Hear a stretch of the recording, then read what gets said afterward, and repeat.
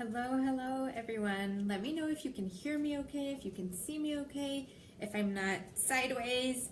If you're joining this Facebook Live in the moment with me now, if you're live here with me, let me know that you're here. I can see a few people joining, but I can't tell who you are. Or if you're watching this replay, if you've come across it maybe through my newsletter or on Facebook, let me know that you're here also. It's great for me to know that this resonated with you and that you found your way here. So for those of you who don't know me yet, my name is Dr. Maayan Greenbaum. I am a psychologist and conscious couples coach, and I help couples, especially parents who are overstressed, usually very gentle, mindful, loving parents, transform their relationship struggles and relationship pain in their marriages into deeper connection so they can access more play and more ease and more love and just feel deeply connected with their partner and raise more resilient families and children. And I'm super excited to be here with you today because I'm going to be talking about 3 hidden ways that anger might actually be serving you both personally and also in your relationship. So for those of you who've been following me for a while, you may know that I have a 4.5-year-old little girl, my husband and I, and we also have a 6-year-old boy who's in 1st grade. And something that we've been hearing a lot in our household lately, multiple times a day, is it's not fair, or that's not true. He said this about me and it's not true. And it's usually a very emotional display of protest when something feels unfair or unjust or inaccurate. If one of them says something about the other child, their sibling, that doesn't feel true or that feels hurtful or that feels wrong, they get very upset, right? And it's not that different from us if you are honest with yourselves. Most of us can get triggered in those ways in our relationships as well, and anger can manifest in those moments.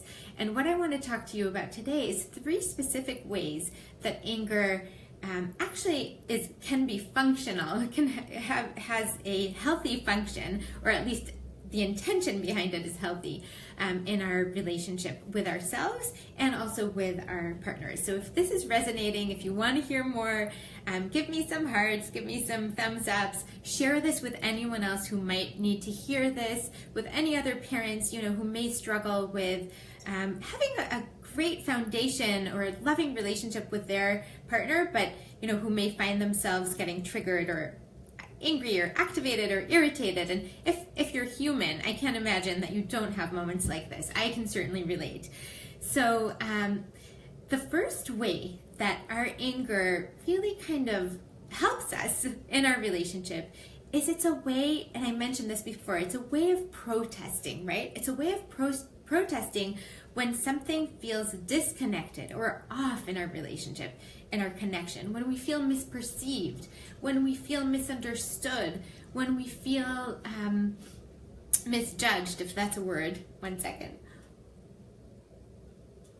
It's a way for us to protest that disconnection or the loss of connection in our relationship. And for those of you who are familiar with Bowlby's work on attachment, he talked about 3 stages of loss response, which are protest, despair, and then detachment, right? If we keep having this repeated experience of not being heard, not being seen, not being understood, we end up moving towards detachment or withdrawing our energy from relationship, but still very much needing to stay in it for our survival. And so, especially for children. So it can bring up a lot of dilemmas. So protest is usually the first response we have because it's the part of us that's hopeful that we can restore that connection and hold on to it, right, with a person that we love.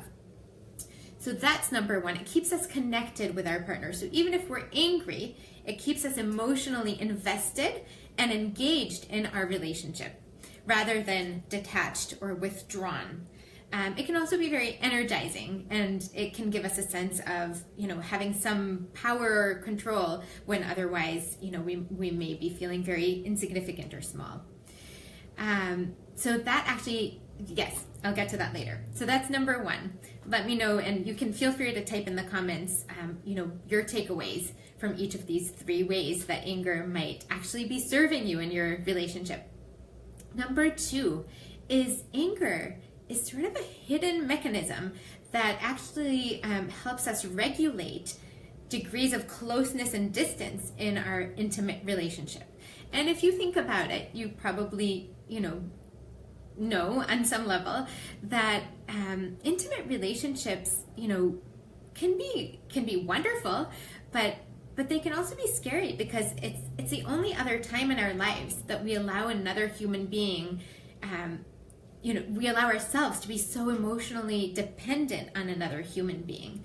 And that usually stirs up, some pretty deep fears and anxieties for most of us human beings.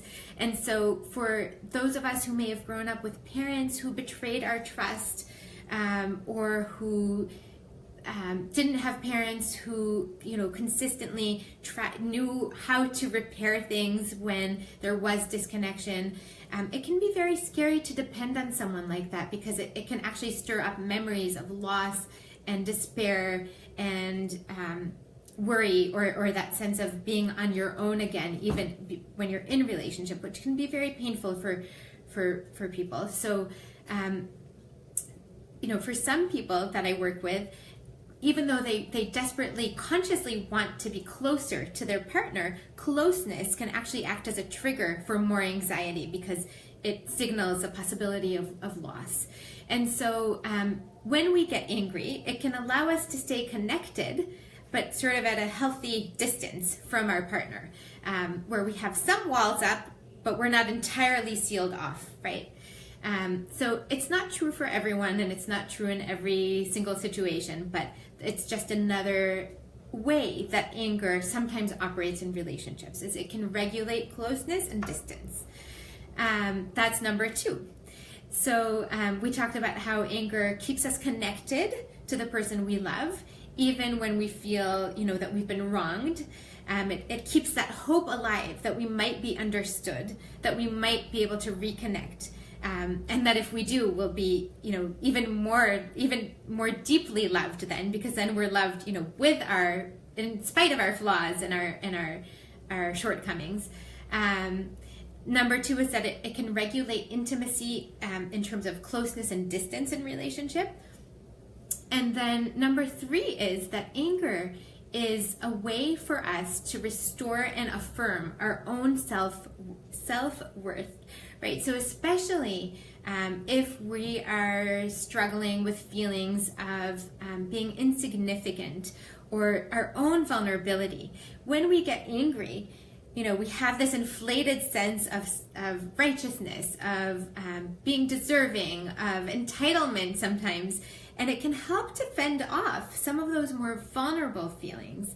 So for example, many of the couples that I work with, once we're able to get to that layer underneath, the anger, usually there's some very painful feelings. It could be anything from, I wrote some notes from recent sessions, a sense of feeling unimportant, insignificant, of feeling humiliated, of feeling lonely, abandoned, not worthy of being cared for.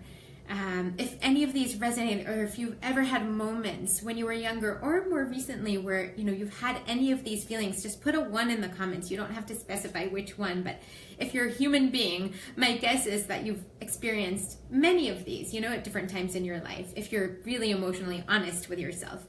Other feelings that anger can help to fend off, that are more vulnerable, softer feelings, are a sense of powerlessness, especially in the face of something that feels so wrong, right? Or a sense of being bad inside, of that, having that self-doubt, feelings of shame. The list goes on and on. There's so many feelings that are very uncomfortable and difficult for us to tolerate, and anger kind of gushes in to kind of distract us in a way from some of those more vulnerable, fragile feelings, and from those fragile parts of ourselves. And so I think it's really important for us to be aware of that in ourselves and in our partners, so that when anger manifests in these ways in our relationship, we can actually use that as an opportunity to be, first and foremost, to honor and respect ourselves, to have a sense of, being cared for within ourselves and known, and for us to name and identify some of these feelings that are probably much older and emotionally charged, that are getting drudged up, in arguments or when we feel hurt by our partner. And it also is a way for us to kind of look through our partner's anger and see the hurt underneath, and understand that we may not be fully responsible for it, but it's still our role to hopefully understand where our partner is coming from and help them get to those vulnerable, softer feelings underneath, so that you can connect around that and you can offer the understanding that your partner has probably been yearning for a very, very long time. There's so much more that I can say about this, but I want to invite you, if this conversation is resonating and you recognize yourself or your partner or some of these dynamics in what I'm saying, I want to invite you to join our really vibrant community of wonderful people in my Facebook group, Couples Creating Conscious Connection, where these are the kinds of things that we talk about. I do little pop-up trainings like this. I'm actually planning quite a few for next week, so I'd love for you to join. And we're a very supportive community of people who really want to bring more consciousness and awareness and compassion and authenticity to our closest relationships with our spouses and with our children, because I believe that, and the people who are drawn to this work and this way of looking at things, truly passionately we believe this as a community and as a collective, that empathy and compassion and being able to get to these core feelings is truly what is going to help our communities, our families, our communities, and the next generation. So let me know if this is resonating. I'm going to take a moment just to read through some of the comments, and then I'll go ahead and post the link to our Facebook community here so that you can go ahead and check it out if it's interesting to you. So Vital, so glad to see you here, my love. It's been a long time since we've spoken, so let me just see what you said. How do you express anger, though? Talking aggressively in lieu of calmly stating your needs just brews anxiety. There's no use for it, in my humble opinion. As someone who interacts with many who are the yelling, it won't let me see if Facebook will let me see the rest of your comment, Vital, because I really want to see it. Here. Okay. So as someone who interacts with many who are the yelling types, I personally hate this. So let's see. Yeah, so how to express anger? That's a really, really good question. And there's no one kind of cookie cutter formula or one size fits all way of expressing anger. I agree that when people yell, it is harder for us to hear them because it triggers our own defensiveness when we feel attacked. It's just kind of part of how we evolved. It puts us on the defensive, and when we feel like we're being threatened, it's much harder for us to take a deep breath and see things in perspective and not experience the other person as wanting to harm us or to having the intent to harm us. So talking aggressively, I agree. While there is room for it sometimes, and depending on what your relationship can tolerate or what you can tolerate or what you're willing to tolerate, it doesn't necessarily need to be destructive, but there are ways of constructively bringing more vulnerability and emotional honesty to your relationship so that you're more likely to be heard, you're more likely to elicit your partner's cooperation rather than defensiveness.